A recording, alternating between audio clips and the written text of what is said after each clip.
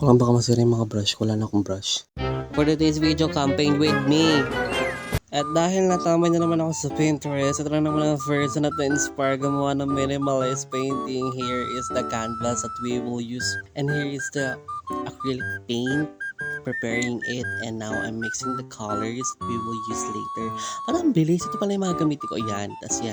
Tapos dito gumagawa ako ng araw, and since kailangan bilugin na perfect na bilog, ginamit ko itong tape. And hirap na hirap ako dyan, babe. Galaw na galaw yung tape. So ginawa ko na lang siya off-cam. O diba maayos? Look so far away. So for the exciting part, we're gonna do the painting. So paint lang dyan. Oh, may panguso pang version. So paint lang ako. Titingin ulit. Titingin. Uy! Anyways, ayan, balik to paint. Paint lang ng first part, then yung second, and then yung third and fourth. Ayan. Ang cute. So yan, we're gonna do the parang sky. Hirap kaya mag-paint na nag-record. Ayan, ang cute.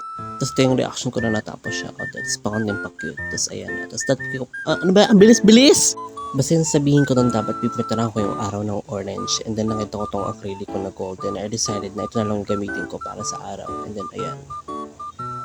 And ayan yung finished product. Yes, pero hindi pa yun tapos. Ayan lang. And napansin ko na parang meron siyang white patch. So I decided na lagyan siya ng another layer. And then ngayon mas maganda siya. Yeah. And to finish it off, nilagyan ko siya ng cactus na dalawa. Yan, ang cute-cute lang nila. Yan. And ayan na mga verbs, tapos na ang ating painting. Here is the finished product. Nakakatuwa lang. It's nice. Ang ganda niyang pang-design sa kwarto. And it's really nice kasi ngayon ulit ako bumalik sa pag-painting. Art block is real. And grabe ang hirap mag-voice over, ang bilis ng video. Pero ayun, sana na-enjoy niyo yung video. And sana na-enjoy yung paglaran ko sa video to. Parang piling ko buroran lang ako. Hindi ako voice over na maayos, pero anyways, thank you for watching, and goodbye, yun lang, bye.